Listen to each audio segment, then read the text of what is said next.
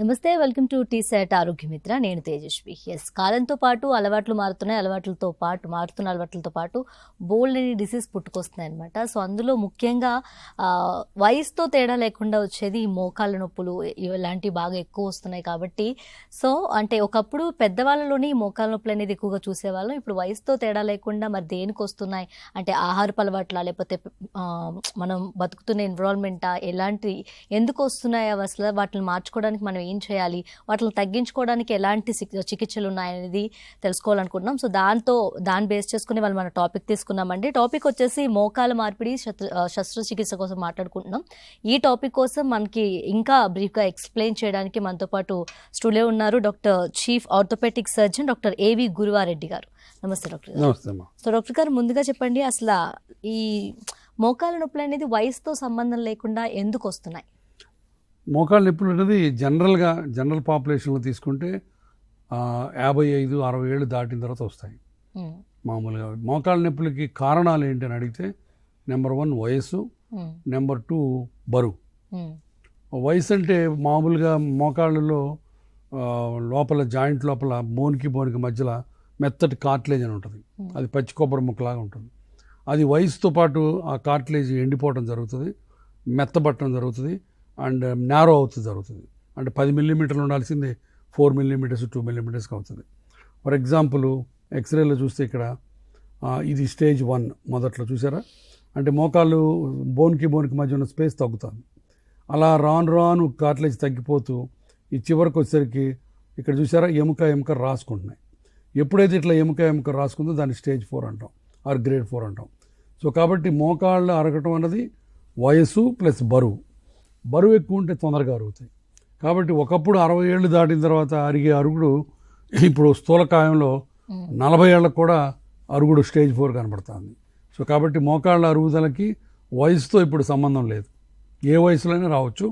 కాకపోతే బరువు ఉంటే తొందరగా వస్తాయి. ఎస్ చూస్తున్నారు కదా, మోకాళ్ళ శస్త్రచికిత్స కోసం మనం మాట్లాడుకుంటున్నాం. సో దీనిపైన మీకు ఎలాంటి డౌట్స్ ఆర్ క్వశ్చన్స్ ఉన్నా మీరు స్క్రీన్పై కనిపిస్తున్న నెంబర్స్కి నిర్మోహమాటంగా కాల్ చేయొచ్చండి, డాక్టర్ గారితో మాట్లాడచ్చు అనమాట. అండ్ మన టాపిక్ మోకాళ్ళ మార్పిడి శస్త్రచికిత్స కాబట్టి అసలు మోకాళ్ళ మార్పిడి శస్త్రచికిత్స అంటే ఏమిటి డాక్టర్ గారు? అంటే ఇప్పుడు బేసికల్గా ఆస్టియో ఆర్థరైటిస్ అంటారు. అంటే ఇప్పుడు ఇందాక మనం అనుకున్నట్టు మోకాళ్ళు అరగటాన్ని ఆర్థరైటిస్ అంటారు. దాంట్లో ఆర్థరైటిస్లో 2 రకాలు ఉంటాయి, osteo arthritis, rheumatoid arthritis. Osteo arthritis అంటే వయసుతో పాటు లోపల కార్టిలేజ్ అరిగిపోయి ఎముక రాసుకుంటే దాన్ని ఆస్టియో ఆర్థరైటిస్ అంటారు. ఇది జనరల్గా మోకాళ్ళకి ఎక్కువ వస్తుంది, తర్వాత హిప్ జాయింట్స్కి రావచ్చు, తర్వాత ఒక్కోసారి బొటన్ వేల్కి రావచ్చు. వయసు జనరల్గా 50 దాటిన తర్వాత వస్తుంది. రెండోది రుమటాయిడ్ ఆర్థరైటిస్ అంటే వయసుతో సంబంధం లేకుండా బాడీలో ఒక ఆటో ఇమ్యూన్ డిజార్డర్. అది అంటే మన బాడీలో ఉన్న సెల్సే మన జాయింట్లో ఉన్న సెల్స్ని వేరే బయట నుంచి వచ్చిన సెల్స్ అని అనుకొని భ్రమపడి వాటిని చెడగొడతాయి, వాటిని నాశనం చేస్తాయి. దాన్ని ఆటో ఇమ్యూన్ డిజార్డర్ అంటారు. అప్పుడు మోకాల్లో ఉన్న కార్టిలేజ్ పాడైపోద్ది. ఈ రుమటాయిడ్ ఆర్థరైటిస్ అన్నది ఒక ఆటో ఇమ్యూన్ డిజార్డర్. తర్వాత అది మల్టిపుల్ జాయింట్స్కి వస్తుంది, ఒక మోకాలకి కాకుండా రిస్ట్కి, ఎల్బోకి, షోల్డర్స్కి, హిప్ జాయింట్స్కి అట్లా వస్తుంది. వయసు తక్కువలో వస్తుంది, ఒక్కోసారి 30 ఏళ్ళకే వస్తుంది, ఒక్కోసారి 20 ఏళ్ళకే వస్తుంది. దాన్ని జువెనైల్ రుమటాయిడ్ ఆర్థరైటిస్ అంటారు. అందుకని మీరు కొంతమంది 20-25 ఏళ్ల పిల్లలు కూడా 4 జాయింట్లు పడిపోయి వీల్ చైర్లో వెళ్ళడం చూస్తుంటారు. అది జువెనైల్ రుమటాయిడ్ ఆర్థరైటిస్. సో కాబట్టి ఈ 2 ఆర్థరైటిస్లు తేడాలు, ఆస్టియో ఆర్థరైటిస్, రుమటాయిడ్ ఆర్థరైటిస్. ఈ రెండుకి ట్రీట్మెంట్ వచ్చి ఒకటే చివరిలో. మొదట్లో రుమటాయిడ్ ఆర్థరైటిస్కి డిసీజ్ మాడిఫైయింగ్ డ్రగ్స్ అని సపరేట్గా ఉంటాయి, ఆస్టియో ఆర్థరైటిస్కి సపరేట్గా ఉంటాయి. కానీ చివరికి వచ్చిన తర్వాత అంటే లాస్ట్ స్టేజ్కి ఇందాక మనం చూసినట్టు స్టేజ్ 4కి వచ్చిన తర్వాత రెండుకి ఒకటే శస్త్రచికిత్స, అంటే నీ రీప్లేస్మెంట్ సర్జరీ. ఆ నీ రీప్లేస్మెంట్ సర్జరీ అందరికీ అన్ని వేళలా చేయం. ఓన్లీ స్టేజ్ 4కి వెళ్ళి కన్జర్వేటివ్ మేనేజ్మెంట్ అంటే మందులు, ఎక్సర్సైజులు పని చేయకుండా అసలు ఇక దైనందిన జీవితంలో చాలా ఇబ్బందులు పడుతూ బాత్రూమ్కి కూడా వెళ్ళలేని పరిస్థితిలో ఉన్నప్పుడు నీ రీప్లేస్మెంట్ సర్జరీ పడుతుంది. అది ఇప్పుడు మనం శస్త్రచికిత్స మోకాలు మార్పిడి అనుకుంటున్నాం. అంటే ఇంతకు ముందు మీరు చెప్పినట్టు కార్టిలేజ్ అంటే ఏంటి డాక్టర్ గారు? కార్టిలేజ్ అంటే ఈ దేవుడు మనకి బేసిక్గా ఇంధనం, కరెక్ట్గా చెప్పాలి తెలుగులో. అంటే ఇప్పుడు ఒక 2 చక్రాలు కానీ 2 బెల్ట్లు కానీ ఒక మెషిన్లో జరుగుతుంటే రెండుకి మధ్య ఒక ఇంధనం అని ఒక కార్టిలేజ్ ఇస్తాడు. ఆ ఇంధనం అన్నది కార్టిలేజ్ కింద అనుకోవాలి మనం.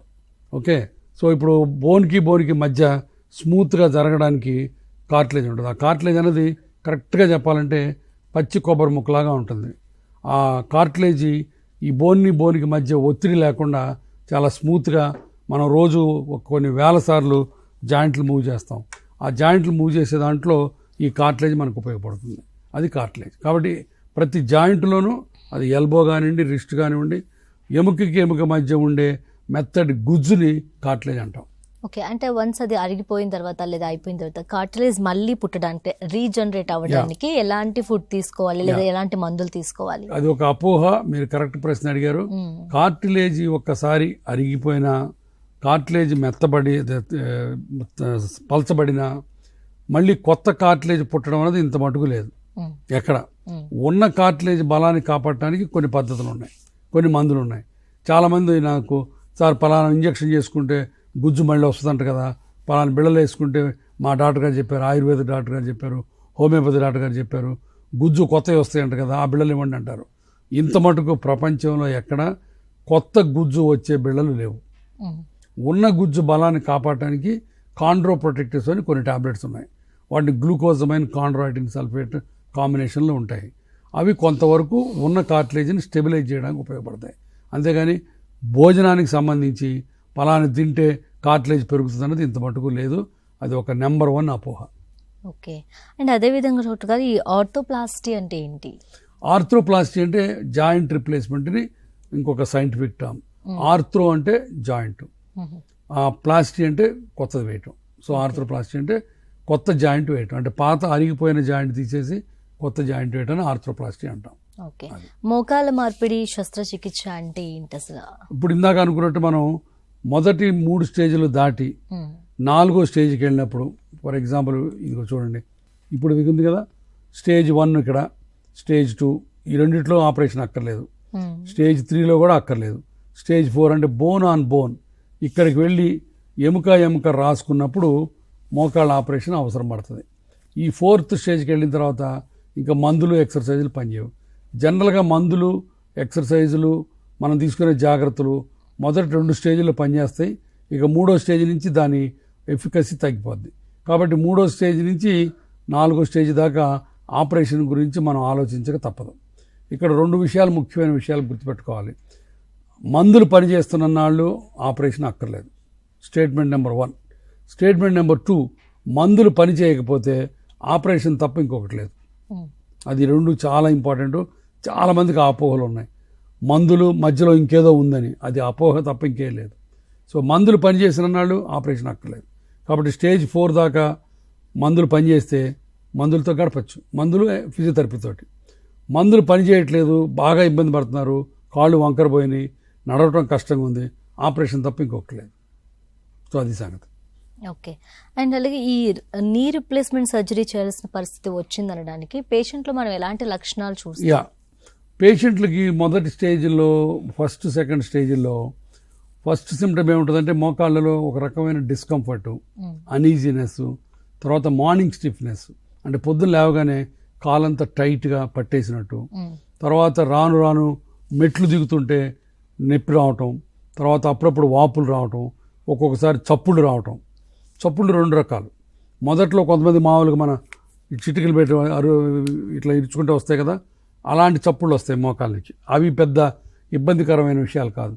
బట్ 4వ స్టేజ్లోకి వెళ్ళిన తర్వాత దాన్ని క్రెపిటస్ అంటారు. అంటే ఇప్పుడు ఎముక రాసుకుంటూ మన పాత డోర్లు మధ్యలో ఇంధనం అరిగిపోతే క్రీకింగ్ సౌండ్ అంటామే, అట్లా ఎముక రాసుకున్నప్పుడు వచ్చే సౌండ్ని క్రెపిటస్ అంటారు.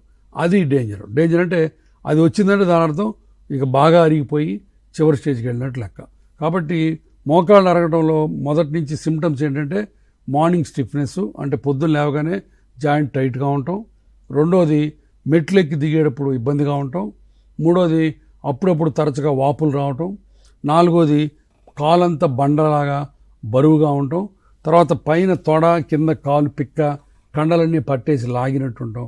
ఇవన్నీ మొదట్లో సిమ్టమ్స్. చివరికి వచ్చేసరికి, అంటే 4వ స్టేజ్కి వచ్చేసరికి కాళ్ళు వంకర వచ్చేస్తాయి, అంటే దొడ్డి కాళ్ళు అంటే, ఎందుకంటే లోపల వైపు అరుగుతుంది ఎక్కువగా జాయింట్. కాబట్టి జాయింట్ వంకర వచ్చేస్తుంది. పేషెంట్కి తెలిసిపోద్ది, కాళ్ళు వంకర పోయినాయి సార్ అంటాడు. ఆ తర్వాత కుంటటం మొదలవుతుంది. కుంటారు అంటే దాని అర్థం లోపల గుజ్జు మొత్తం పోయి ఎముక రాసుకుంటున్నట్లు లెక్క. సో ఇవి సిమ్టమ్స్ ఆర్ డిసీజ్ గుణాలు. ఎస్, మోకాల మార్పిడి శస్త్రచికిత్స అనే టాపిక్ కోసం మనం మాట్లాడుకుంటున్నామండి. సో ఈ టాపిక్ పైన మీకు ఎలాంటి క్వశ్చన్స్ ఆర్ డౌట్స్ ఉన్నా వెంటనే స్క్రీన్ పై కనిపిస్తున్న నెంబర్స్కి కాల్ చేయొచ్చు, నిర్మోహమాటంగా కాల్ చేయొచ్చండి, మీరు డాక్టర్ గారితో మాట్లాడచ్చు అనమాట. అండ్ అలాగే డాక్టర్ గారు, ఒక పేషెంట్కి నీ రిప్లేస్మెంట్ సర్జరీ అవసరం పడుతుందని ఎలాంటి సిచ్యువేషన్లో మనం నిర్ధారించుకోవడానికి ఎలాంటి పరీక్షలు చేస్తారు? రైట్, ఇప్పుడు మోకాళ్ళ నొప్పులని వచ్చినప్పుడు సింపుల్ ఎక్స్రే చాలు. ఎంఆర్ స్కాన్లు, సిటీ స్కాన్లు ఏమీ అక్కర్లేదు. 200 రూపాయలు ఖర్చు అయ్యే స్టాండింగ్ ఎక్స్రే, అంటే నిల్చోబెట్టి తీయాలి ఎక్స్రేని. కూర్చోబెట్టి పడుకోబెట్టి కాకుండా నిల్చోబెట్టి, చాలామంది పడుకోబెట్టి ఎక్స్రేలు తీసుకొని వస్తారు, అది సరిపోదు. Standing x-ray both knees AP lateral అని అంటాం, అంటే ముందు నుంచి సైడ్ నుంచి ఒక ఎక్స్రే చాలు. 200 రూపాయలు 300 రూపాయలు అవుతుంది అంతే. ఆ ఎక్స్రే ప్లస్ పేషెంట్ ఇచ్చే సిమ్టమ్స్ని బట్టి ఆ ఎన్నో స్టేజ్లో ఉందో మనం నిర్ధారించవచ్చు. చివరిలో అంటే ఇంకా బాగా అడ్వాన్స్ అయినప్పుడు కూడా ఎక్స్రే ఒకటే చాలు. ఎంఆర్ స్కాన్ అన్నది మోకాళ్ళ అరుగుడికి ఏ రకమైన ఉపయోగపడదు. అక్కడ ఈ విషయంలో నేను ఇంకోటి చెప్పాలనుకుంటే, కొంతమంది డాక్టర్లు 60 ఏళ్ళు దాటిన పేషెంట్లకి, 70 ఏళ్ళు దాటిన పేషెంట్లకి మోకాళ్ళ నొప్పులతో వస్తే వాళ్ళకి ఎంఆర్ స్కాన్లు తీపిస్తారు. ఏ మాత్రం అవసరం లేదు. అసలు 60 ఏళ్ళు దాటిన తర్వాత ఏ పేషెంట్కి మోకాళ్ళ నొప్పులకి ఎంఆర్ స్కాన్ తీయాల్సిన అవసరం లేదు. ఓకే, అన్లెస్ ఏదన్నా క్యాన్సరు, ఏదన్నా వేరే ట్యూమర్ లాంటిది ఉంటే తప్ప మామూలు మోకాళ్ళ నొప్పులు, ఎక్స్రేలో కనపడుతున్న మోకాళ్ళ నొప్పులకి ఎంఆర్ స్కాన్లు తీయాల్సిన అవసరం లేదు. అది అనవసరమైన పరీక్ష, పేషెంట్కి వ్యయప్రయాసాలు, అంటే డబ్బులతో కూడిన పరీక్ష. కాబట్టి 60 ఏళ్ళు దాటిన తర్వాత ఎంఆర్ స్కాన్ అవసరం లేదు. ఎవరన్నా డాక్టర్ అడిగితే కూడా మళ్ళీ అడగండి ఎందుకు సార్ అని. అది ఓకే. డాక్టర్ గారు, అదేవిధంగా అసలు మోకాల మార్పిడి చేయాల్సిన పరిస్థితి రావడానికి గల కారణాలు ఏంటి? మోకాళ్ళ పరిస్థితి రావడానికి కారణాలు 2. నెంబర్ 1 వయసు, నెంబర్ 2 బరువు, మూడోది ఒక్కోసారి యాక్సిడెంట్స్, అంటే రోడ్ ట్రాఫిక్ యాక్సిడెంట్స్ అయ్యి మోకాళ్ళలో కార్టిలేజ్ దెబ్బతింటది. నేను ఎప్పుడు చెప్తుంటాను, మనుషుల్లో మంచివాళ్ళు చెడ్డవాళ్ళు ఉన్నట్టే ఫ్రాక్చర్లో మంచి ఫ్రాక్చర్లు చెడ్డ ఫ్రాక్చర్లు ఉన్నాయి. మామూలుగా ఎముక ఇక్కడ ఇరిగింది అనుకోండి మధ్యలో, అది మంచి ఫ్రాక్చర్. ఇదే ఎముక ఎల్బో జాయింట్, అంటే జాయింట్ని ఇన్వాల్వ్ చేస్తూ ఇరిగింది అనుకోండి, అది చెడ్డ ఫ్రాక్చర్. ఎందుకంటే చెడ్డ ఫ్రాక్చర్ వచ్చినప్పుడు లోపల జాయింట్లో కార్టిలేజ్ కూడా దెబ్బతింటుంది. దాంతో బోల్డ్ అని కొత్త సమస్యలు వస్తాయి, జాయింట్ స్టిఫ్ అయిపోతూ ఉంటుంది. కాబట్టి ఇప్పుడు మీరు అడిగిన ప్రశ్నకి మోకాలు, ఈ ప్రశ్న ఏంటి మర్చిపోయాను. మోకాలు మార్పిడి చేయాల్సిన మోకాలు మార్పిడి చికిత్స ఎప్పుడు చేస్తాను. సో ఫస్ట్ వయసు, రెండోది బరువు, మూడోది లోపల యాక్సిడెంట్ ఏదైనా అయితే యాక్సిడెంట్ వల్ల, ఆ 3 కారణాల వల్ల వస్తుంది. ఓకే. అండ్ అదేవిధంగా నీ రిప్లేస్మెంట్ సర్జరీ చేయడానికి అంటే ఎంత ఖర్చు అవుతుంది? చాలా మంది భయపడుతూ ఉంటారు కదా ఈ విషయంలో. నీ రిప్లేస్మెంట్ సర్జరీ ఇప్పుడు ఒక రకంగా అఫోర్డబుల్ సర్జరీ అయింది. అట్లని 10,000 20,000 కాదు. ఇప్పుడు ఇండియాలో కూడా మంచి మంచి జాయింట్లు వచ్చినాయి. సో కాబట్టి నీ రిప్లేస్మెంట్ సర్జరీ చేసిన హాస్పిటల్ని బట్టి, దీన్ని బట్టి మినిమమ్ 2 లక్షల నుంచి 5 లక్షల దాకా ఖర్చు అవుతుంది. అది వేసిన జాయింట్లను బట్టి, ఆ హాస్పిటల్ని బట్టి. ఓకే, బట్ మినిమం 1,00,000-1,50,000 కూడా ఇండియన్ జాయింట్స్ వచ్చే అవకాశాలు ఉన్నాయి ఇప్పుడు. Okay, all right. మోకాల మార్పిడి శస్త్రచికిత్స అనే అంశం కోసం మనం మాట్లాడుకుంటున్నామండి. సో ఈ టాపిక్ పైన మీకు ఎలాంటి డౌట్స్ ఆర్ క్వశ్చన్స్ ఉన్నా వెంటనే స్క్రీన్ పై కనిపిస్తున్న నెంబర్స్కి కాల్ చేయండి. డాక్టర్ గారితో మాట్లాడొచ్చు మీతో. డాక్టర్ గారు చాలా చక్కగా ఎక్స్ప్లెయిన్ చేస్తున్నారు కూడా. అండ్ అదేవిధంగా కాల్ ఉన్నారు, డాక్టర్ గారు మాట్లాడదాం. హలో హలో హలో అండి, నమస్తే. నమస్తే అండి, మీ పేరు? నా పేరు మీ పేరు? సత్యలక్ష్మి. యా, డాక్టర్ గారితో మాట్లాడండి. చెప్పమ్మా. నాకు ఈ ముఖాలు నడుస్తుంటే కలుపుకుంటున్నాయి సార్, ఇట్లా పడ్డట్టు అవుతుంది. ఎంతమ్మా నీ వయసు? ఎంతమ్మా? 50 ఓకే, నడుస్తుంటే కలుక్కుమంటుంది అంతేనా? కలుపుకుంటే పడ్డట్టు అవుతుందా? అంటే దాని అర్థం లోపల గుజ్జు బాగా అరిగిపోయినట్టమ్మా. ఎన్ని సంవత్సరాల నుంచి ఉన్నాయి నొప్పులు నీకు? 3 సంవత్సరాలు అవుతుంది. 3. మరి ఎక్స్రే ఏమైనా తీయించుకున్నావా? తీపించుకున్నాను. తీపించుకుంటే ఏమని చెప్పారు డాక్టర్ గారు? ఏ స్టేజ్ అని చెప్పారు? అలా బొక్కల అరిగిందని చెప్పి మరి అది నీకు కలుక్కుమంటూ పడిపోతున్నట్టుండి బొక్కలు అరుగుతున్నాయి 3 ఏళ్ళ నుంచి అంటే నీకు డెఫినెట్గా మోకాళ్ళ ఆపరేషన్ పడే అవకాశాలు ఉన్నాయమ్మా. అట్లా మోకాళ్ళ ఆపరేషన్ చేయించుకో, చక్కగా వస్తుంది. నీ వయసు కూడా కరెక్ట్గా ఉంది. మళ్ళీ కొత్త మోకాలు నీకు చాలా రోజులు పనిచేస్తుంది. ఈ మన చూపించుకుంటే ఏం కాదు సార్, మంచిగా ఉంటాయా? శుభ్రంగా ఉంటాయమ్మా. ఓ చక్కగా మళ్ళీ 20 ఏళ్ళు నడుస్తావు, హాయిగా ఉంటాయి. ఏం ఇబ్బంది ఉండదు, చాలా మంచిగా ఉంటుంది. చేయించుకోకపోతే ఇబ్బందులు ఉంటాయి. అంతేనా సార్? ఇంకా నేను గుంజుతున్నాయి కాళ్ళు. అమ్మ గుంజటం అవన్నీ కూడా అరుగుళ్ళలో భాగం. ఓకే, థ్యాంక్ యూ సత్యలక్ష్మి గారు, థ్యాంక్ యూ. సో డాక్టర్ గారు, అదేవిధంగా ఈ నీ రిప్లేస్మెంట్ సర్జరీలో ఎన్ని రకాలు ఉంటాయి అసలు? నీ రీప్లేస్మెంట్ సర్జరీలో ఇది తీసుకుంటే ఇప్పుడు చూడండి, ఇది మోకాలు అరిగింది మధ్యలో, ఇది కనపడుతుంది కదా. ఇప్పుడు ఈ మధ్యలో ఇంత గుజ్జు ఉండాలి. సో ఇప్పుడు ఇక్కడ చూడండి, ఈ హాఫ్ ద 50 మార్కులు పెట్టిన దగ్గర మోకాలు అరిగిపోయింది. సో దీన్ని మీడియల్ కంపార్ట్మెంట్ ఆర్థరైటిస్ అంటారు. అంటే మోకాలు మొత్తం అరగలేదు, ఎంత స్పేస్ ఉంటే అంత మంచిది. చూడండి ఇక్కడ స్పేస్ ఉంది అంటే దాని అర్థం ఈ లోపల వైపు అరిగింది, బయట వైపు బాగుంది. అప్పుడు అరిగిపోయిన పార్ట్ వరకే తీసేస్తే ఇది చూడండి, దీన్ని పార్షియల్ నీ రీప్లేస్మెంట్ అంటారు. మొత్తం తీసేసి కొత్త జాయింట్ వేస్తే దీన్ని టోటల్ నీ రీప్లేస్మెంట్ అంటారు. తేడా కనపడుతుందా మీకు? సో అది కాబట్టి మోకాళ్ళ మార్పిడిలో ముఖ్యంగా 2 రకాలు, ఒకటి పార్షియల్ నీ రీప్లేస్మెంటు, ఒకటి టోటల్ నీ రీప్లేస్మెంటు.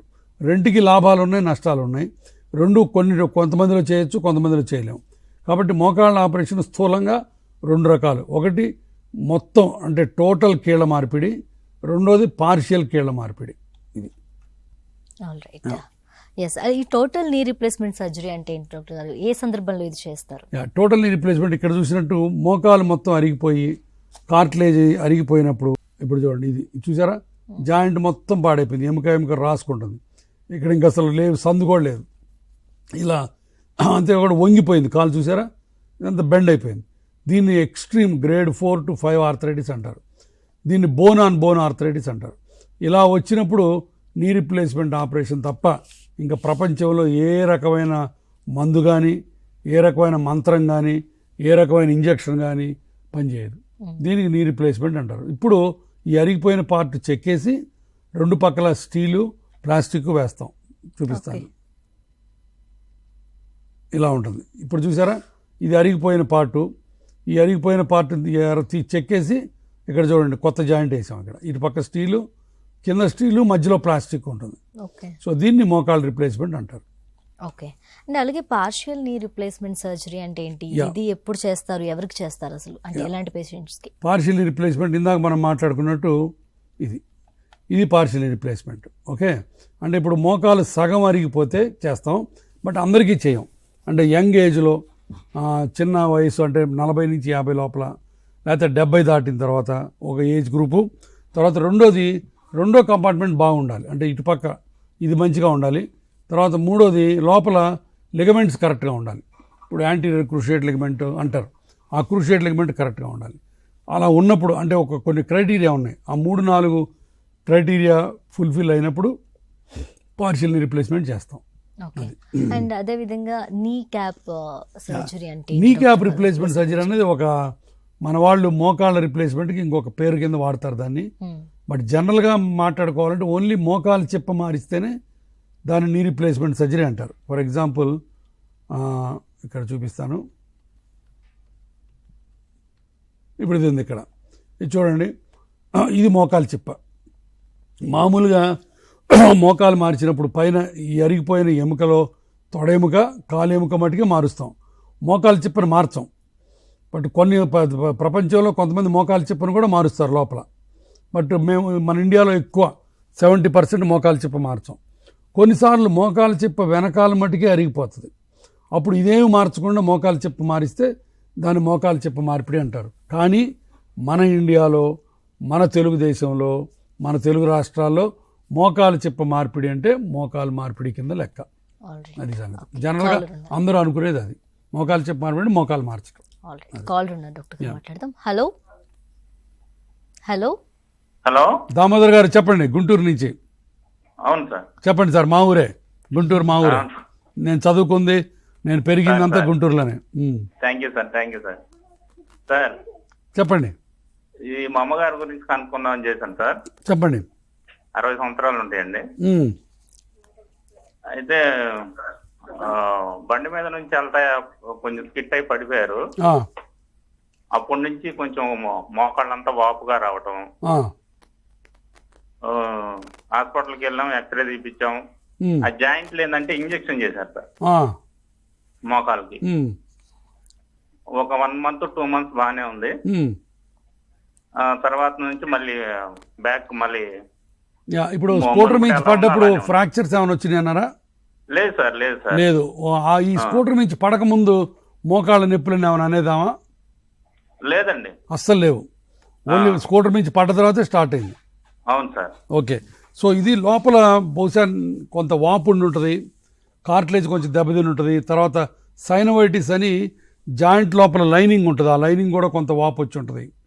కాబట్టి వీటి వల్ల ఫస్ట్ ఎక్స్రేలో ఎంతవరకు అరిగిందన్నది తెలుసుకుంటే మంచిది. చెప్పారా ఏమన్నా అరిగిపోయిందని? ఎక్స్రేలో అంటే మోకాళ్ళు అరిగిపోయిందని చెప్పారు సార్. అరిగిపోయిందని చెప్పారా? అవును. ఏ స్టేజ్ చెప్పారా? ఆపరేషన్ పడిద్దాం అన్నారు. మరి ఇంకైతే సరే 60 ఏళ్ళు మోకాళ్ళ ఆపరేషన్ పడుద్దంటే ఇక చేయించుకోండి.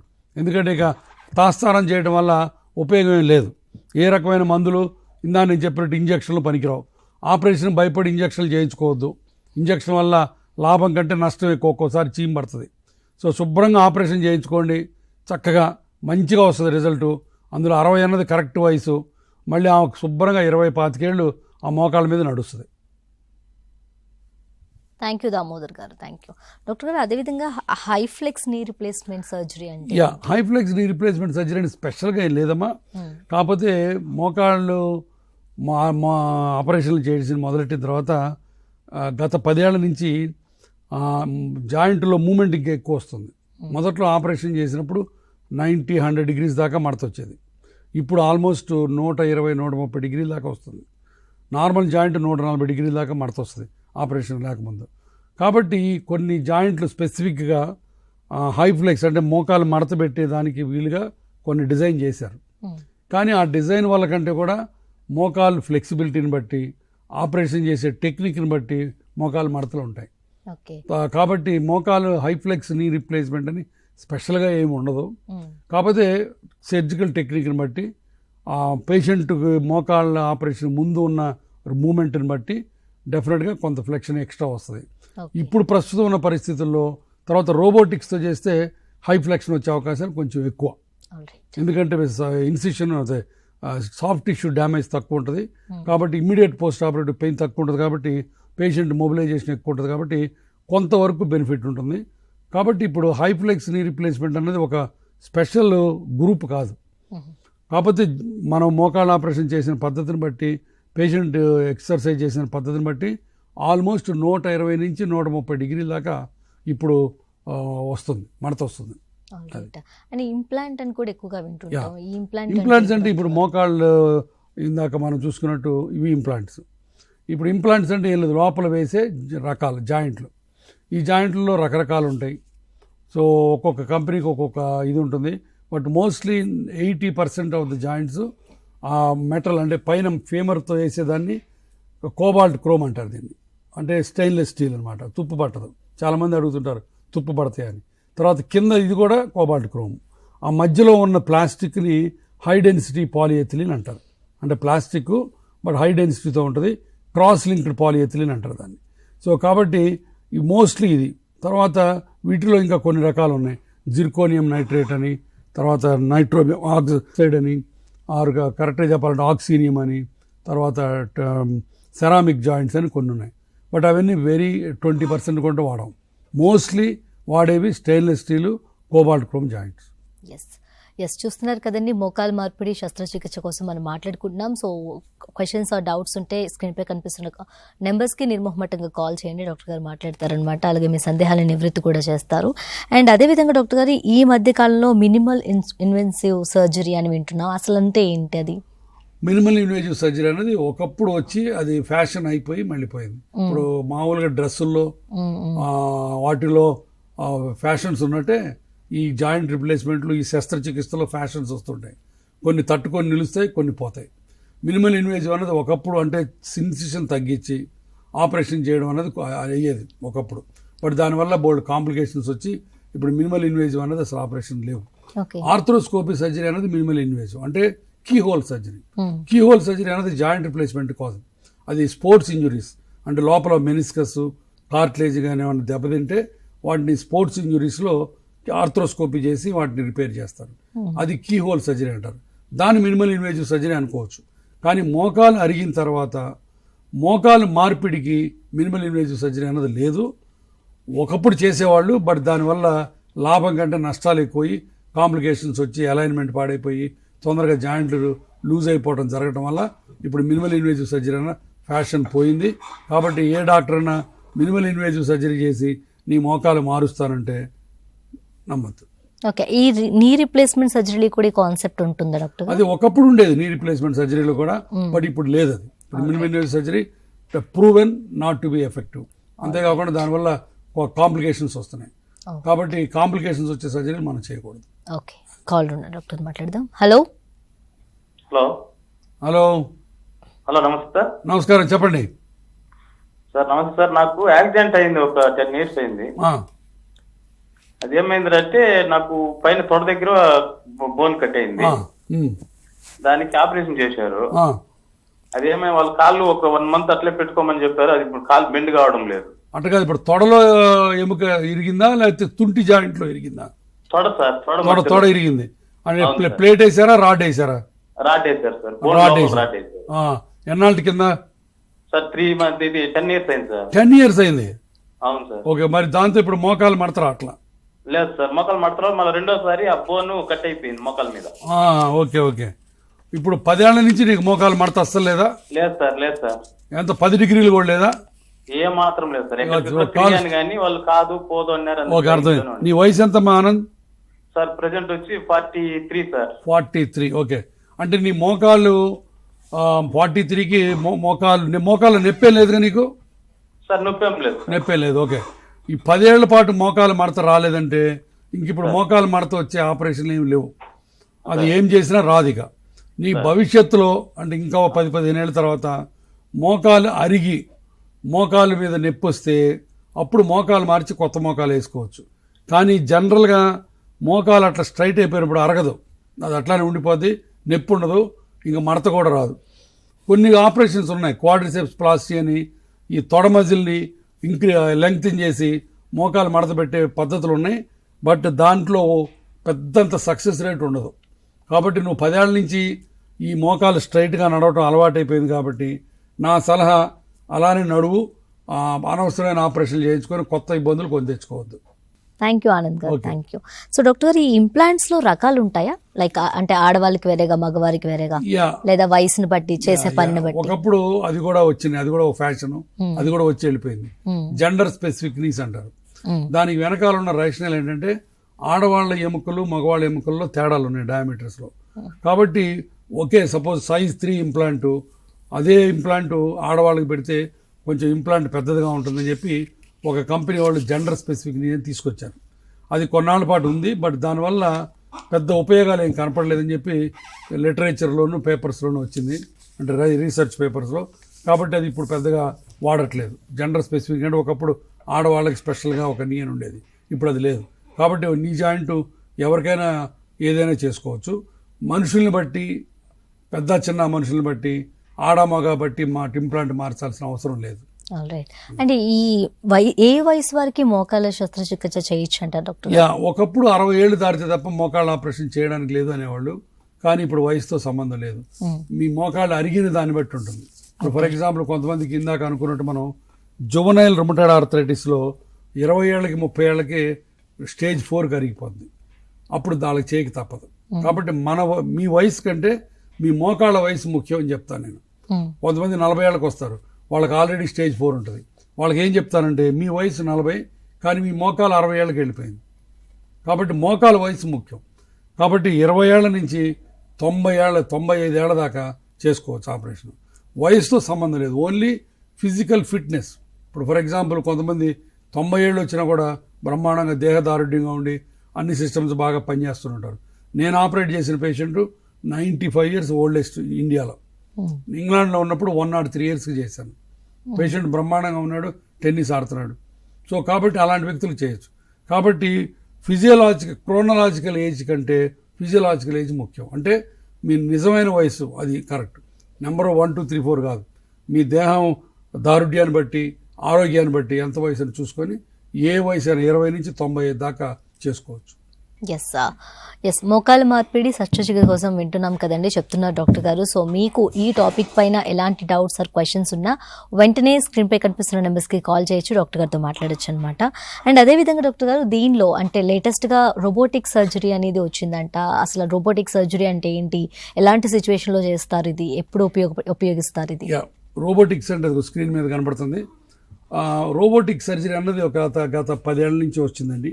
ఇప్పుడు రోబోటిక్స్ అన్నది మొదట్లో జనరల్ సర్జరీలో వచ్చినాయి, తర్వాత యూరాలజీలో వచ్చింది, గైనకాలజీలో వచ్చినాయి, ఆర్థోపెడిక్స్లో కొంచెం లేట్గా వచ్చినాయి. ఇప్పుడు ఆర్థోపెడిక్స్లో ఇప్పుడు రోబోటిక్స్ లేటెస్ట్. అంటే రోబోటిక్స్తో చేస్తే బ్రహ్మాండంగా ఉంటాయి, ఇంకా దానికి తిరుగులేదు అన్నమాట లేదు, అది తప్పు. రోబోటిక్స్ వల్ల కొంత ఉపయోగం ఉంది. ఏంటి ఉపయోగాలంటే నెంబర్ 1 ప్రెసిషన్, అంటే జాయింట్ కట్స్ అయినా కరెక్ట్గా ఉంటాయి. సో సాఫ్ట్ టిష్యూ డిసెక్షన్స్ తక్కువ ఉంటాయి. అంటే సాఫ్ట్ టిష్యూ డిసెక్షన్ తక్కువ ఉంటే నొప్పులు తక్కువ ఉంటాయి ఇమీడియట్ ఆపరేషన్ తర్వాత. అదొక 2వ అడ్వాంటేజ్. 3వ అడ్వాంటేజ్ సాఫ్ట్ టిష్యూ డిసెక్షన్ తక్కువ ఉంటుంది కాబట్టి పేషెంట్ బెండింగ్ ఎక్కువ చేస్తాడు మొదట్లో, కాబట్టి పేషెంట్ బెండింగ్ కూడా ఎక్కువ ఉంటుంది. ఈ రకమైన ఉపయోగాలు ఉన్నాయి కాబట్టి రోబోట్తో ఆ ఖచ్చితత్వం, తర్వాత బ్లడ్ లాస్ తక్కువ ఉంటుంది. వాటి వల్ల ఉపయోగాల వల్ల రోబోటిక్స్ ఇప్పుడు పాపులరైజ్ అయింది. ఇప్పుడు అమెరికాలో వాటిలో ఆల్మోస్ట్ 50% ఆఫ్ జాయింట్లు రోబోటిక్స్తో చేస్తున్నారు. మా ఇన్స్టిట్యూట్లో కూడా రోబోటిక్స్ చాలా ఎక్కువ చేస్తాం. కానీ రోబోటిక్స్తోనే చేయించుకుంటే బ్రహ్మాండంగా ఉంటుంది, రోబోటిక్స్ చేయకపోతే బాగోదన్న క్వశ్చన్ కరెక్ట్ కాదు. రోబోటిక్స్ లేకుండా మాన్యువల్గా కూడా అంత బాగా చేయొచ్చు, ఇబ్బంది లేదు. కాకపోతే ఆ రోబోటిక్స్తో వచ్చిన మార్జినల్ అడ్వాంటేజెస్ పేషెంట్ కావాలన్నా, డాక్టర్ పేషెంట్ మధ్యలో అవగాహన ఉన్న రోబోటిక్స్తో చేయించడం వల్ల ఎక్స్ట్రా అడ్వాంటేజెస్ ఉన్నాయి. డెఫినెట్గా ఇమ్మీడియట్ పోస్ట్ ఆపరేటివ్ పెయిన్ తక్కువ ఉంటుంది. ఇప్పుడు మొదటి 2 రోజులు 3 రోజులు పేషెంట్లు చాలా నొప్పి అంటారు. రోబోటిక్స్తో చేసుకున్న వాళ్ళకి, మాన్యువల్గా చేసుకున్న వాళ్ళకి డెఫినెట్గా నొప్పి తక్కువ ఉంటుంది. రీసెర్చ్లో కూడా బయటపడింది. మా దగ్గర కూడా మేము చాలా చేస్తాం. నాకు మొదటి రోజు పోస్ట్ ఆపరేటివ్ డే రోబోటిక్స్తో చేసిన వాళ్ళకి, మామూలుగా చేసిన వాళ్ళకి తేడా తెలుస్తుంది. దానికి కారణం ఏంటంటే ఇన్ఫ్లమేటరీ మార్కర్స్, అంటే ఒక దెబ్బ తగిలినప్పుడు లేకపోతే ఒక కట్ చేసినప్పుడు లోపల ఇన్ఫ్లమేటరీ అంటే వాపు వల్ల వచ్చే కెమికల్స్ రోబోటిక్స్లో తక్కువ వస్తాయి. కాబట్టి మీకు నొప్పి తక్కువ ఉంటుంది మొదటి 2-3 days. ఆల్రైట్. అండ్ ఈ ఇంప్లాంట్స్ కూడా రకరకాల మెటీరియల్ తో తయారు చేస్తారని విన్నాం. సో ఎలాంటి మెటీరియల్ యూస్ చేస్తారు? మోస్ట్లీ కోబాల్ట్ క్రోమ్ తోనే చేస్తారు. తర్వాత కొన్ని టైటానియము, కొన్ని ఆక్సినియము, కొన్ని జిర్కోనియము అట్లా వేరే ఉన్నాయి. బట్ అవన్నీ కూడా చాలా hardly 5% of the things. Majority cobalt chrome అంటే స్టెయిన్లెస్ స్టీల్, ఆ మధ్యలో వేసేదాన్ని హైలీ క్రాస్ లింక్డ్ పాలిఎథిలిన్ అంటే ప్లాస్టిక్. ఓకే. అండ్ సాధారణంగా ఇంప్లాంట్స్ యొక్క లైఫ్ ఎంత ఉంటుంది డాక్టర్ గారు? ఇప్పుడు కరెక్ట్గా చెప్పాలంటే చేయాల్సిన రీతిలో మంచి హాస్పిటల్లో మంచి అనుభవం ఉన్న డాక్టర్ దగ్గర చేయించుకుంటే, ఏ కాంప్లికేషన్ రాకుండా బయటపడితే, పేషెంట్ దాన్ని జాగ్రత్తగా వాడుకుంటే, అంటే ఎక్సర్సైజ్ చేసి దాన్ని అబ్యూజ్ చేయకుండా వాడుకుంటే, ఇప్పుడు ఈజీగా 20 ఏళ్ల పైన వస్తుంది మోకాళ్ళు. ఇప్పుడు నేను చేసిన మోకాళ్ళ ఆపరేషన్లే, ఇప్పుడు నేను ఆంధ్ర వచ్చి హైదరాబాద్లో ప్రాక్టీస్ పెట్టి ఇప్పటికి 24 ఏళ్ళు అయింది. 1999లో వచ్చాను. నేను 99లో చేసిన మోకాళ్ళు ఇంకా శుభ్రంగా తిరుగుతున్న వాళ్ళు చాలామంది ఉన్నారు. కాబట్టి నేను వేరే చోట చూడక్కర్లా, నా పేషెంట్లే నేను చెప్పగలను. సో బాగా చేసి కరెక్ట్గా వాడుకుంటే 20 ఏళ్ల పైన వస్తుంది. పాత రోజుల్లో లాగా 5 ఏళ్లలో ఫెయిల్ అవుతాయండి, 10 ఏళ్లలో ఫెయిల్ అవుతున్నాయి అనేది చాలా సత్యదూరం. అలా ఫెయిల్ అయినట్టు దాని అర్థం పేషెంట్ అన్నా సరిగ్గా చూసుకోలేదు, డాక్టర్ అన్నా సరిగ్గా చేయలేదు. So properly done operation, knee replacement surgery success rate 98% and 20 years పైన పనిచేస్తాయి. ఓకే. అండ్ అదేవిధంగా ఈ ఇంప్లాంట్స్ను మనం సర్జరీ చేసి ఫిక్స్ చేసిన తర్వాత రిజెక్ట్ చేయడం, యాక్సెప్ట్ చేయడం ఇలాంటివి ఉంటాయి డాక్టర్ గారు? ఒకవేళ రిజెక్ట్ చేస్తే ఎలా ఉంటుంది? అది రిజెక్షన్ అన్న మాట చాలా తప్పు. ఎందుకంటే ట్రాన్స్ప్లాంట్లో ఒక్క దాంట్లోనే రిజెక్షన్ అన్న మాట వాడతాం మనం. జాయింట్ రిప్లేస్మెంట్లో రిజెక్షన్ అనేది ఉండదు. కాకపోతే మనం ఫారిన్ బాడీ వేస్తున్నాం ఇక్కడ, అంతే కదా. స్టెయిన్లెస్ స్టీల్, ప్లాస్టిక్ మన బాడీలో ఉన్నవి కాదు అవి జనరల్గా. కాబట్టి ఫారిన్ బాడీ వేసినప్పుడు కొంతమందికి కెపాసిటీ తక్కువ ఉంటే, అంటే ఇమ్యూన్ కాంప్రమైజ్డ్ అంటారు, అంటే క్యాన్సర్ వచ్చిన పేషెంట్లు కానీ, స్టీరాయిడ్ మందులు వాడుకునే పేషెంట్లు కానీ, ఇట్లాంటి ఇమ్యూన్ కాంప్రమైజ్డ్ పేషెంట్స్కి రోగ నిరోధక శక్తి తక్కువ ఉంటుంది. అంటే ఈ ఫారిన్ బాడీని తట్టుకునే శక్తి తక్కువ ఉండి దాంతో ఇన్ఫెక్షన్స్ వచ్చే అవకాశాలు ఉంటాయి. ఆ ఇన్ఫెక్షన్ రిజెక్షన్ అనడానికి లేదు, అది ఒక వన్ ఆఫ్ ద కాంప్లికేషన్. కాబట్టి ఇంప్లాంట్ నాకు రిజెక్ట్ అయింది సార్, నాకు సూటబుల్ కాదు సార్ అన్నది లేదు. Very very rare. కొంతమందికి కోబాల్ట్ క్రోమ్ ఎలర్జీ ఉంటుంది 1,00,000 మందిలో ఒకళ్ళకి. కొంతమందికి ఇక్కడ నికెల్ ఎలర్జీ అని మీరు గొలుసులు వేసుకుంటే వాచ్లు పెట్టుకుంటే ఎలర్జీ వస్తుంది. అలా కొంతమందికి కోబాల్ట్ క్రోమ్ ఎలర్జీ ఉంటే 1,00,000 మందిలో ఒకళ్ళకి వాళ్ళకి జాయింట్ లోపల వేసినప్పుడు రిపీటెడ్గా స్వెల్లింగ్ రావటం, వాపులు రావటం జరుగుతుంది. బట్ చాలా చాలా రేర్. కాబట్టి ఇంప్లాంట్ రిజెక్షన్ అన్న మాట సైంటిఫిక్గా కరెక్ట్ కాదు, అలాంటిది లేదు. ఓకే, మీరు చెప్పినప్పుడు ఇప్పుడు ఇన్ఫెక్షన్ భయం అనేది ఏ సర్జరీ తర్వాత అయినా వెరీ కామన్. సో ఈ ఇన్ఫెక్షన్ రాకుండా పోస్ట్ సర్జికల్ ఇన్ఫెక్షన్ అంటే ఎలాంటి జాగ్రత్తలు తీసుకోవాలి మనం? ఇన్ఫెక్షన్ రాకుండా మనం జాగ్రత్తలు తీసుకోవడం అనేది అంత ప్రాక్టికల్ పాయింట్ కాదు అది. అంటే ఇలా తీసుకుంటే రాదు, ఇలా తీసుకోకపోతే వస్తుంది అనేది లేదు. ఇన్ఫెక్షన్ అనేది మల్టీ ఫ్యాక్టోరియల్, అంటే రకరకాల కారణాల వల్ల, కొన్ని పేషెంట్ కారణాలు, కొన్ని డాక్టర్ కారణాలు, కొన్ని జాయింట్ కారణాలు. పేషెంట్ కారణాలు అంటే ఫర్ ఎగ్జాంపుల్ ఇది ఇందాక అనుకున్నట్టు ఇమ్యూన్ కాంప్రమైజ్డ్ పేషెంట్ ఉన్నా, రోగ నిరోధక శక్తి తక్కువ ఉన్నా, అన్కంట్రోల్డ్ డయాబెటీస్ ఉన్నా ఒక్కోసారి ఇన్ఫెక్షన్ ఛాన్సులు ఎక్కువ అవుతాయి. తర్వాత రెండోది ఆపరేషన్ థియేటర్స్ స్టెరిలిటీ కరెక్ట్గా లేకపోయినా, అందుకని ఇందా చెప్పాను మీకు జాయింట్ రిప్లేస్మెంట్స్ బాగా ఎక్కువ నెంబర్లు చేస్తున్న హాస్పిటల్లోనే చేయించుకుంటే మంచిదని. ఎందుకంటే ఇన్ఫెక్షన్ ప్రివెన్షన్ ప్రోటోకాల్స్ ఉంటాయి, ఒక 20 పాయింట్స్. ఆ 20 పాయింట్స్ బాగా పాటిస్తే ఇన్ఫెక్షన్స్ తక్కువ ఉంటాయి. ఆపరేషన్ థియేటర్లు సరిగ్గా స్టెరిలైజ్ చేయకపోయినా, ఇన్స్ట్రుమెంట్ సరిగ్గా స్టెరిలైజ్ చేయకపోయినా, డాక్టర్ స్టెరిలైజేషన్ టెక్నిక్ సరిగ్గా పాటించకపోయినా ఇన్ఫెక్షన్స్ ఆపరేషన్ థియేటర్ నుంచి స్టార్ట్ అవుతాయి. కాబట్టి ఆపరేషన్ అయిన తర్వాత గోంగూర తింటే చీమ పడుతుంది, తర్వాత పప్పు తింటే చీమ పడుతుంది. ఇవన్నీ కూడా పాతకాలము ఏమంటారు దాన్ని, మిత్స్, పాతకాలపు అపోహలు. భోజనానికి చీమకి సంబంధం లేదు. నెంబర్ 2, అట్లని చెప్పి అన్హైజీనిక్గా ఉండి అసలు కంప్లీట్గా డర్టీగా ఉండి చేసుకుంటే డెఫినెట్గా ఇన్ఫెక్షన్స్ వచ్చే ఛాన్సులు ఎక్కువ ఉంటాయి. బట్ జనరల్గా మనం ఉన్న హైజీను మనం రోజు క్లీన్గా ఉండి పెట్టుకుంటే ఇన్ఫెక్షన్స్కి వాటికి కనెక్షన్ లేదు. ఒక్కొక్కసారి టూత్లో పళ్ళలో ఇన్ఫెక్షన్ ఉండి ఆ ఇన్ఫెక్షన్ సరిగ్గా కంట్రోల్ కాకపోతే అది వస్తుంది. ఒక్కోసారి యూరినరీ ట్రాక్ట్, అంటే ఆడవాళ్ళకి ఎస్పెషల్లీ యూరిన్లో ఇన్ఫెక్షన్స్ వచ్చి యూరిన్ మంటగా ఉండి యూరిన్లో ఇది వచ్చి ఉంటే ఆ యూరినరీ ఇన్ఫెక్షన్ బ్లడ్ స్ట్రీమ్లోకి వెళ్ళి మోకాళ్ళ ఇన్ఫెక్షన్ రావచ్చు. సో ఈ రకమైన ఒక 2-3 రేర్ విషయాలు తప్ప ఆపరేషన్ అయిన తర్వాత మనం ఇన్ఫెక్షన్ కంట్రోల్ చేసుకునే విధానాలు తక్కువ. జనరల్గా క్లీన్గా ఉండటం, ఊండుని క్లీన్గా పెట్టుకోవటం, ఆ 2 చేస్తే చాలు. ఎస్, మోకాలు మార్పిడి శస్త్రచికిత్స కోసం మాట్లాడుకుంటున్నామండి. సో ఈ టాపిక్ పైన మీకు ఎలాంటి క్వశ్చన్స్ డౌట్స్ ఉన్నా స్క్రీన్ పై కనిపిస్తున్న నెంబర్స్కి కాల్ చేయొచ్చు, డాక్టర్ గారితో మాట్లాడచ్చు అనమాట. అండ్ అదేవిధంగా డాక్టర్ గారు, వన్స్ నీ రిప్లేస్మెంట్ సర్జరీ అయిన తర్వాత అంటే పేషెంట్ ఎన్ని రోజులకి సాధారణంగా నడవగలరు? ఆపరేషన్ అయిన తర్వాత అగైన్ చాలా అపోహలు ఉన్నాయి. 3 నెలలు పడుకోవాలంట కదా అంటారు. మోకాళ్ళ రిప్లేస్మెంట్ అయిన తర్వాత 3 నెలలు కానీ పేషెంట్ పడుకొని ఉంటే దాని అర్థం ఆపరేషన్ థియేటర్లో ఏదో కాంప్లికేషన్ జరిగినట్టు లెక్క. సో ఏ డాక్టరు పేషెంట్ని 3 నెలలు పడుకోమని అడగరు ఆపరేషన్ అయిన తర్వాత. యాక్చువల్గా మోకాళ్ళ ఆపరేషన్ అయిన తర్వాత 2వ రోజు నడిపిస్తాం. అలా నడిస్తేనే లోపల రక్తంలో బ్లడ్ క్లాట్స్ ఉండవు, తర్వాత జాయింట్ బాగుంటుంది. సో డీప్ వెయిన్ థ్రాంబోసిస్ అని ఒక కామన్ కాంప్లికేషన్ మోకాళ్ళ ఆపరేషన్ అయిన తర్వాత. ఆ కాంప్లికేషన్ ఏంటంటే రక్తం గడ్డ కడుతుంది, రక్తంలో గడ్డలు కడతాయి. అది 2వ రోజు నుంచి నడిపిస్తే ఆ గడ్డలు తగ్గుతాయి. కాబట్టి 2వ రోజు నుంచి నడిపించడం అనేది చాలా ఇంపార్టెంట్ విషయం. జనరల్గా మోకాళ్ళ ఆపరేషన్ అయిన తర్వాత 2వ రోజు నడుస్తారు. బాత్రూమ్కి 2వ రోజే వెళ్తారు. నేను చాలామందికి బెడ్ ప్యాన్ సిండ్రోమ్ అంటాం. చాలామందికి పాపం వయసున్న అత్తలకి, అమ్మలకి, కూతుళ్ళతోటి, కోడళ్ళతోటి బెడ్ ప్యాన్ పెట్టించుకోవటం చాలా హేయమైన చర్య. వాళ్ళకి ఇష్టం ఉండదు, అంతే కదా, ఎవరికి ఇష్టం ఉండదు. కానీ బెడ్ ప్యాన్ కూడా అక్కర్లేదు మోకాళ్ళ ఆపరేషన్ అయిన తర్వాత. మోకాళ్ళ ఆపరేషన్ అయిన తర్వాత 2వ రోజే మీ అంతటి మీరే వాకర్తో బాత్రూమ్కి వెళ్ళొచ్చు. కాకపోతే దీంట్లో గ్రేడ్స్ ఉన్నాయి.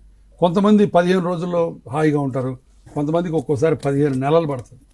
అది మనిషిలో బాడీలో ఉన్న ఫ్యాట్ దీన్ని బట్టి, లెగమెంట్స్ టైట్ అయిన దాన్ని బట్టి. జనరల్గా పేషెంట్లు 3 నెలల పాటు కొన్ని ఇబ్బందులు ఉంటాయి, అంటే మజిల్స్ ఇబ్బందులు. జనరల్గా మోకాళ్ళ ఆపరేషన్ అయిన తర్వాత పుండు మానిపోవడం 15 రోజుల్లో మానుతుంది. బెండింగ్ 90-100 డిగ్రీస్ దాకా వస్తుంది. కానీ మోకాళ్ళు మజిల్స్, ఈ తొడ మజిల్స్, కాఫ్ మజిల్స్ టైట్గా ఉండటం, మోకాలంతా పట్టేసినట్టుంది సార్, రాయిలాగా ఉంది సార్ అని అడుగుతుంటారు. అవి చాలా కామన్, ఎస్పెషల్లీ ఆడవాళ్ళకి. ఎందుకంటే ఆడవాళ్ళు 90% మోకాళ్ళ ఆపరేషన్ చేయించుకున్న ఆడవాళ్ళు పోస్ట్ మెనోపాజల్, అంటే పీరియడ్స్ ఆగిపోయి ముట్లు ఆగిపోయిన ఆడవాళ్ళు. వీళ్ళకి ఏంటంటే బాడీలో ఈస్ట్రోజన్ హార్మోన్ ఉండకపోవటం వల్ల మజిల్స్ అన్ని చాలా పల్చగా, చాలా బలహీనంగా ఉంటాయి.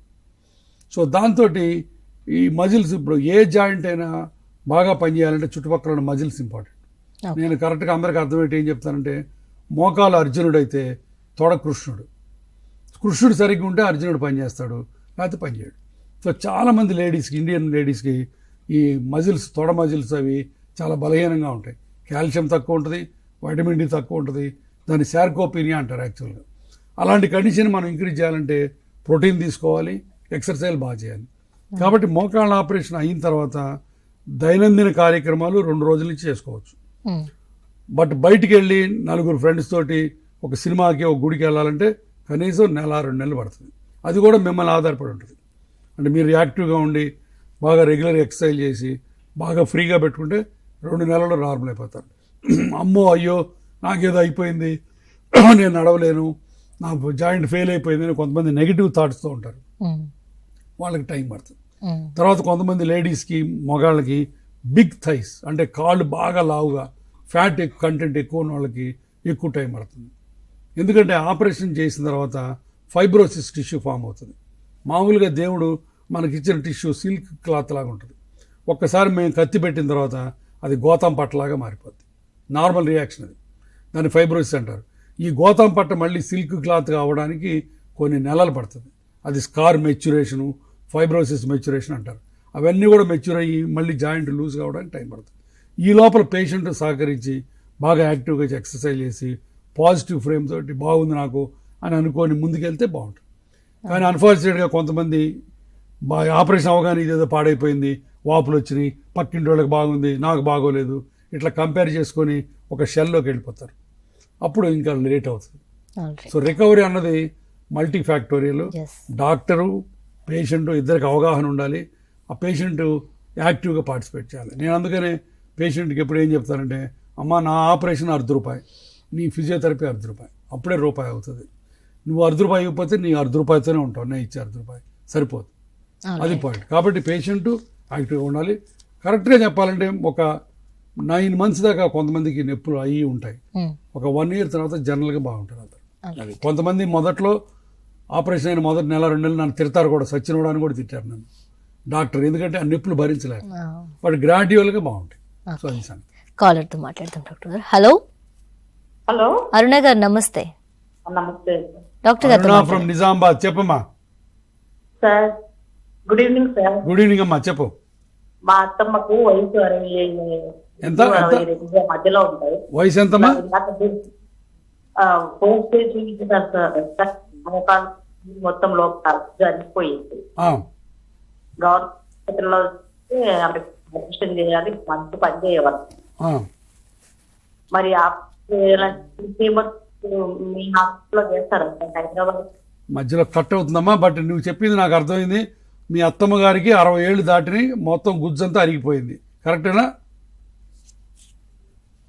అరుణ గారు. అరుణ చెప్పండి సార్. నేను చెప్పింది కరెక్టేనా? మీ అత్తగారికి 60 ఏళ్ళు దాటినాయి, కరెక్టేనా? అవును సార్. గుజ్జంతా అరిగిపోయిందని చెప్పారు. అవును. తప్పకుండా ఆపరేషన్ చేయొచ్చమ్మా. ఎస్, థ్యాంక్ యూ అరుణ గారు. డాక్టర్ గారు మీరు అడిగిన క్వశ్చన్కి ఆన్సర్ చేశారు, ఒకసారి వినండి. Thank you so much. Thank you. So doctor గారు, పల్మనరీ ఎంబాలిజం అంటే ఏంటి? సర్జరీ తర్వాత ఈ పరిస్థితి ఎందుకు ఏర్పడుతుంది అసలు? పల్మనరీ ఎంబాలిజం అంటే మోకాళ్ళ ఆపరేషన్ అయిన తర్వాత బహుశా 10,000 మందిలో ఒకళ్ళకి వచ్చే కాంప్లికేషన్. అది చాలా డేంజరస్ కాంప్లికేషను, కానీ very very rare, very very rare. ఒక్కోసారి పల్మనరీ ఎంబాలిజం అంటే రక్తనాళాల్లో గడ్డలు కట్టి థ్రాంబోసిస్ అంటారు. అవి పైకి ప్రయాణం చేసి లంగ్స్లోకి వెళ్ళి అడ్డం పడతాయి. సో దాంతో సీరియస్ కాంప్లికేషన్ వచ్చి ఒక్కొక్కసారి ప్రాణాపాయం కూడా రావచ్చు. కానీ పల్మనరీ ఎంబాలిజం అనేది చాలా చాలా రేర్. చెప్పినా కదా, 10,000 మంది 20,000 మందిలో ఒకళ్ళకి వస్తుంది. జనరల్గా ఆపరేషన్ అయిన తర్వాత నడవటం, డీప్ వెయిన్ థ్రాంబోసిస్కి మందులు వాడటం వల్ల ఈ కాంప్లికేషన్ రాదు. ఓకే. అండ్ సర్జరీ తర్వాత పేషెంట్స్ అసలు ఎలాంటి జాగ్రత్తలు తీసుకోవాలి? నడవటంలో, వంగటంలో, లేదంటే అంటే కూర్చోవటంలో కానీ ఇలాంటి విషయాల్లో జాగ్రత్తలు తీసుకోవాలి డాక్టర్ గారు? జనరల్గా మోకాళ్ళ ఆపరేషన్ అయిన తర్వాత 1 సంవత్సరం తర్వాత అన్ని పనులు చేసుకోవచ్చు. ఇక అసలు ఈ పని చేయకూడదు అన్నది లేదు. ఒక్క ఇండియన్ టాయిలెట్లో కూర్చోవడం తప్ప. కొంతమంది ఇండియన్ టాయిలెట్లో కూడా కూర్చుంటారు మొహాటం లేకుండా. కానీ జనరల్గా ఏంటంటే ఇండియన్ టాయిలెట్లో ఆ స్క్వాటింగ్ పొజిషన్లో కూర్చున్నప్పుడు మోకాల మీద లోడ్ ఎక్కువ పడుతుంది. ఆ ఇంప్లాంట్ బోన్ ఇంటర్ఫేస్లో స్ట్రెస్ ఎక్కువ అవుతుంది. కాబట్టి తొందరగా లూజ్ అయ్యే అవకాశాలు ఉన్నాయి. కాబట్టి ఆ స్ట్రెయిన్ వద్దని చెబుతాం. కానీ కొంతమంది కూర్చుంటారు కూడా. రెండో పాయింట్, జాగింగు, రన్నింగు, మ్యారథాన్స్ అట్లాంటి పరిగెత్తే యాక్టివిటీస్ జనరల్గా ఎంకరేజ్ చేయం. అది కూడా ఎందుకంటే మల్టిపుల్ స్ట్రెస్ పడుతుంది. జనరల్గా మోకాళ్ళ ఆపరేషన్ అయిన తర్వాత స్పోర్ట్స్, టెన్నిస్, బ్యాడ్మింటను, షటిల్, అట్లాంటివన్నీ, గాల్ఫ్ అన్నీ ఆడుకోవచ్చు. మామూలుగా మన లేడీస్ అన్ని పనులు చేసుకోవచ్చు. గుడికి వెళ్ళొచ్చు, సినిమాకి వెళ్ళొచ్చు, పేరెంటాల్కి వెళ్ళొచ్చు. అండ్ హై ఫ్లెక్స్ నీసు, తర్వాత బాగా మడత వస్తే కింద కూడా కూర్చోవచ్చు. అప్పుడప్పుడు బాష్పట్లు వేసుకొని క్రాస్ లెగ్గడ్, చక్కల మొక్కలు అంటాం కదా, అలా కూడా కూర్చోవచ్చు. ఇప్పుడు కొంతమంది అడుగుతారు, మాకు దేవుడు పూజ చేసుకోవడానికి ఎప్పుడైనా ఫంక్షన్స్ ఉంటే కూర్చోవచ్చు అని. ఎప్పుడన్నా ఫంక్షన్స్ ఉన్నప్పుడు కూర్చోవచ్చు. రోజు కూర్చున్నాం అనుకోండి, మళ్ళీ దాని మీద లోడ్ పడి తొందరగా పాడైపోతాయి. కాబట్టి మోకాళ్ళని జాగ్రత్తగా ప్రేమగా చూసుకునే పద్ధతి ఏంటంటే శుభ్రంగా కుర్చీలో, ఎత్తు కుర్చీలో కూర్చోవడం. ఎప్పుడన్నా అవసరం వస్తే పండగప్పుడు కింద కూర్చోవడం. సో అన్ని పనులు చేసుకోవచ్చు. మెట్లు ఎక్కచ్చు. చాలామంది మెట్లు ఎక్కచ్చు సార్ అని అడుగుతారు. బ్రహ్మాండంగా ఎక్కచ్చు. మెట్లు ఎక్కచ్చు, దిగచ్చు, హాలిడేకి వెళ్ళచ్చు, చేతైనంత వరకు నడవచ్చు. ఇంతే నడవాలని రూలే లేదు, ఎంతైనా చేయొచ్చు. బట్ ఆ నడకకి వాటికి కావాల్సింది, పేషెంట్కి కావాల్సింది తొడ మజిల్ దారుఢ్యం, థై మజిల్ అంటే క్వాడ్రిసెప్స్ అంటాం, దాని స్ట్రెంగ్త్ కావాలి. అది ఇందాక మనం అర్జునుడు, కృష్ణుడు అనుకున్నాం. అర్జునుడు కొత్తోడు వచ్చినా కృష్ణుడు బాగుండాలి. దానికి వాళ్ళు ఎక్సర్సైజ్ చేయాలి. కాబట్టి రోజు 1 అరగంట ఎక్సర్సైజ్ చేయాలి. చాలామంది పేషెంట్ సార్ ఎన్నాళ్ళు ఎక్సర్సైజ్ చేయాలని అడుగుతారు. నేను వాళ్ళకి సింపుల్గా ఏం చెప్తానంటే, ఎన్నాళ్ళు అక్కర్లేదమ్మా, భోంచేసిన నాళ్ళు ఎక్సర్సైజ్ చేయండి చాలంటారు. అంటే దాని అర్థం రోజు చేయమని. రైట్. అంటే సర్జరీ తర్వాత ఎలాంటి ఆహారం తీసుకోవాల్సి ఉంటుంది? ఎస్పెషల్లీ అంటే అన్ని మిగతా సర్జరీ కంటే ఇది కొంచెం డిఫరెంట్ కాబట్టి ఎలాంటి ఆహార పదార్థాలు తీసుకుంటే మనం హెల్దీగా ఉంటాం ఈ సర్జరీకి పనికొస్తుంది? ఫస్ట్ ఆఫ్ ఆల్ సర్జరీ తర్వాత చాలా మంది మేము పప్పు తినట్లేదండి, గోంగూర తినట్లేదండి, చీమబడదని అంటారు. అది తప్పులు. భోజనానికి చీమికి ఇంతవరకు సంబంధం లేదు. కాబట్టి ఆపరేషన్ అయిన తర్వాత మీకు నచ్చిన అన్నీ తినొచ్చు. కాకపోతే మెయిన్ ఇంపార్టెంట్ పాయింట్ ఏంటంటే క్వాడ్రిసెప్స్ మజిల్కి, ఎస్పెషలీ ఉమెన్కి, ఆ మజిల్లో పనికిరాని ఫ్యాట్ ఎక్కువ ఉంటుంది, పనికొచ్చే ప్రోటీన్ తక్కువ ఉంటుంది. ఆ ప్రోటీన్ పెంచే పదార్థాలు తినాలి మనం, ఎస్పెషల్లీ పోస్ట్ ఆపరేటివ్ పీరియడ్లో. ప్రోటీన్ పెంచే పదార్థాలు నాన్ వెజ్ తినే వాళ్ళకైతే బాయిల్డ్ ఎగ్ వైట్స్, కోడిగుడ్డు ఉడకబెట్టి ఎల్లో తీసేసి వైట్ తినొచ్చు. ఎల్లోతో కొలెస్ట్రాల్ వస్తుందని కొంతమంది భయపడతారు. అది కాబట్టి ఎల్లో తీసేసి వైట్ తినొచ్చు. ఎగ్ వైట్ అన్నది మజిల్ స్ట్రెంగ్త్ బాగా పనికొస్తుంది. అట్లానే తర్వాత కొన్ని టానిక్స్ ఉన్నాయి. అట్లానే కొన్ని ఇప్పుడు థ్రెప్టిన్ బిస్కెట్స్ ఉన్నాయి. Threptin biscuits protein biscuits. అవి రోజు ఒక 3-4 బిస్కెట్స్ తీసుకుంటే ప్రోటీన్ వస్తుంది. సో అట్లానే కొన్ని పాలలో కలుపుకొని తాగే ప్రోటీన్ పౌడర్స్ ఉన్నాయి. ఆ ప్రోటీన్ పౌడర్ కూడా పాలలో కలుపుకొని తాగితే బాగుంటుంది. జనరల్గా ఫుడ్ ఐటమ్స్ వస్తే cheese items are milk items కావాలి, కాల్షియం, వైటమిన్ డి. తర్వాత నాన్ వెజిటేరియన్స్కి అయితే ఈజీలీ డైజెస్టబుల్ ప్రోటీన్ నేను ఎప్పుడు చెప్తాను, మటన్ కైమా, తర్వాత ఫిష్, ఇవి ఈజీలీ డైజెస్టబుల్ ప్రోటీన్. వెజిటేరియన్స్కి ప్రోటీన్ ఎట్లా వస్తుందంటే పన్నీరు, తర్వాత చీజు, టోఫు, తర్వాత వాల్నట్స్, తర్వాత రోజుకి 2-3 జీడిపప్పులు, నట్స్ తింటే వాటి వల్ల ప్రోటీన్ వస్తుంది. తర్వాత కాల్షియం, వైటమిన్ డి సప్లిమెంట్స్ కూడా ఇవి. కొంతమందికి ఏంటంటే పాలు తాగితే లావు ఎక్కిపోతాం అని అట్లా ఒక రకమైన అపోహ ఉంది. బట్ ఆపరేషన్ అయిన తర్వాత డెఫినెట్గా మిల్క్ రిలేటెడ్ ప్రొడక్ట్స్ మజిల్స్కి, బోన్స్కి స్ట్రెంగ్త్ ఇస్తాయి. ఓకే. అండ్ చాలా మంది ఇప్పుడు ఆపరేషన్కి భయపడి ఇంజెక్షన్స్తో బెటర్ అనిపించి, అంటే టీవీలో కానీ రేడియోలో కానీ ఇలా అడ్వర్టైజ్మెంట్లు చూసి వాటి వైపే వెళ్తున్నారు డాక్టర్. ఇది ఎంతవరకు కరెక్ట్ అంటారు? మంచి క్వశ్చన్ అడిగారు. ఇది చాలా అనెథికల్, అసలు చేయకూడని పని ఇది. ఎందుకంటే ఫర్ ఎగ్జాంపుల్ చెప్తాను మీకు. నేను మోకాళ్ళ ఆపరేషన్ అంటే భయపడటం సహజం. అలా భయపడి ఇంజక్షన్ ఏదో చేసుకుందామని వెళ్తే ప్రతి పేషెంట్కి ఇంజక్షన్లు చేసి లక్షల రూపాయలు నిజంగా దోపిడీ చేసుకుంటున్నారు డాక్టర్లు కొంతమంది. అది నేను సిగ్గుపడుతున్నాను వీళ్ళు మా డాక్టర్లని చెప్పడానికి. నా దగ్గరికి రోజు పేషెంట్లు వస్తారు, సార్ పలానా. ఇప్పుడు దాంట్లో సినిమా యాక్టర్లు కూడా ఎండోర్స్ చేస్తున్నారు. సినిమా యాక్టర్లకి ఏం తెలుసు? ఇప్పుడు సుహాసిని గారు కూడా ఎండార్స్మెంట్ చేస్తుంది ఒక పెయిన్ క్లినిక్. ఇవన్నీ కూడా బోగస్. బోగస్ అంటే what I'm saying scientific evidence లేదు. మొదటి 2 స్టేజ్ల్లో ఏమాత్రం అన్న పనిచేస్తే అది కూడా వెరీ టెంపరీ. బట్ 4వ స్టేజ్ ఫర్ ఎగ్జాంపుల్ ఇక్కడ చూడండి, ఇది ఈ బోన్ ఆన్ బోన్ ఆర్థరైటిస్ అంటారు దీన్ని. చూసారా, ఎముక రాసుకుంటుంది. ఇలాంటి బోన్ ఆన్ బోన్ ఆర్థరైటిస్లో కూడా పెయిన్ క్లినిక్లో ఇంజక్షన్లు చేయడం అన్నది ఒక రకంగా చెప్పాలంటే ఇల్లీగలు, అనెథికల్, అన్ప్రొఫెషనల్ అండ్ మనుషుల్ని దోచుకోవడానికి ఇది ఒక దోపిడీ. ఇలాంటి ఇప్పుడు ఈ పేషెంట్లు ఆపరేషన్ భయపడి పెయిన్ క్లినిక్ వెళ్ళడంలో తప్పులేదు, ఎందుకంటే ఆపరేషన్ లేకుండా ఏదైనా ట్రై చేస్తారు. But the pain clinic doctor ఈ ఎక్స్రే చూడగానే, అమ్మ నీకు నేను ఇచ్చే మందు పనిచేయదు, నీవు ఆ చేతైతే ఆపరేషన్ చేయించుకో, లేకపోతే ఇంటికి వెళ్ళి రామాయణమో భారతం చదువుకో అని చెప్పాలి. అట్లా కాకుండా దీనికి కూడా మళ్ళీ నేను స్టెమ్ సెల్స్ ఇస్తాను, పిఆర్పీలు ఇస్తాను, 3 ట్రీట్మెంట్లు ఇస్తాను అని చెప్పి 2 లక్షల రూపాయల పైన డబ్బులు కొట్టేస్తున్నారు. ఇది మటుకు దారుణం, దోపిడీ. ఇది ప్రతి డాక్టరు ఖండించాల్సిన విషయం. యాక్చువల్గా ఇది ఇండియన్ మెడికల్ కౌన్సిల్ దాకా కూడా తీసుకెళ్ళి ఈ డాక్టర్లు ఇచ్చేయాలని చూస్తాం. ఈ డాక్టర్లు ఎలా తయారయ్యారంటే కొంతమంది పక్కన బౌన్సర్లు పెట్టుకొని మరీ ట్రీట్మెంట్ ఇస్తారు. పేషెంట్లు కొడతారు తిడతారు భయం అనమాట. సో ఇది మటుకు క్యారెంట్గా ఇలాంటి బోన్ ఆన్ బోన్ ఆర్థరైటిస్కి ఇంజక్షన్లు ఇవ్వడం అనేది చాలా చాలా తప్పు. హైదరాబాద్లో కొన్ని 100 మంది ఉన్నారు ఇలాంటి వాళ్ళు. ఒకళ్ళో ఇద్దరో సిన్సియర్గా ప్రాక్టీస్ చేస్తున్నారు. ఇలాంటి జాయింట్కి ఆపరేషన్ చేయించుకొని పంపిస్తున్నారు. ఇప్పుడు ఆపరేషన్ నేను చేస్తానని ప్రతిదానికి చెప్పను. ఆపరేషన్ చేయించుకోవడం ఇష్టం లేకపోతే ఇలాంటి ఇంజక్షన్లు చేయకూడదు. పేషెంట్లు అడగడంలో తప్పలేదు. బట్ డాక్టర్గా నీ ధర్మం ఏంటి, కరెక్ట్ ట్రీట్మెంట్ చెప్పాలి. దీనికి కూడా నేను ఇంజక్షన్లు చేస్తాను పనికి వస్తాయంటే తప్పు. ఫస్ట్ 2 స్టేజెస్ అంటావా, ఎస్ కొంతవరకు ఎవిడెన్స్ ఉంది, అది కూడా నీకు చేత చేసుకో. అది కూడా నా ఉద్దేశంలో ఎవిడెన్స్ నా దగ్గర అయితే లేదు, నేనైతే ఎవరికి సజెస్ట్ చేయను. సో నాకు చెప్పే పని ఏంటంటే పేషెంట్లకి ఇంజక్షన్లు వద్దు, చేసుకుంటే ఆపరేషన్, అది ఇంట్లో కూర్చొని ఎక్సర్సైజ్ చేయండి. ఇందాక చెప్పినట్టు 2 స్టేట్మెంట్లు. మందులు, ఫిజియోథెరపీ, ఆపరేషన్, ఈ 2కి మధ్యలో ఇంకేం లేవు, పనికి వచ్చే ఏమి లేవు. అంటే ఇంత చెప్పినా కూడా కొంతమంది ఇన్ కేస్ అవగాహన లేకపోవడం లేకపోతే తెలియకపోవడం మళ్ళీ అదే ఇంజెక్షన్స్ వైపు వెళ్తే వాటి ప్రభావం ఎలా ఉంటుంది డాక్టర్? మంచి క్వశ్చన్ అడిగారు. ఇప్పుడు ఇంజక్షన్ల వల్ల డబ్బులు నష్టం కాదు, ఒక్కోసారి మోకాళ్ళ నష్టం. నా దగ్గరికి ఇప్పుడు కనీసం లాస్ట్ 1 yearలో కనీసం 10 మంది పేషెంట్లు వచ్చారు. ఏమని, ఈ ఇంజక్షన్లతో వల్ల చీమట్టి పాప వాళ్ళకి ఆపరేషన్ కూడా పనికి రాకుండా పోయారు.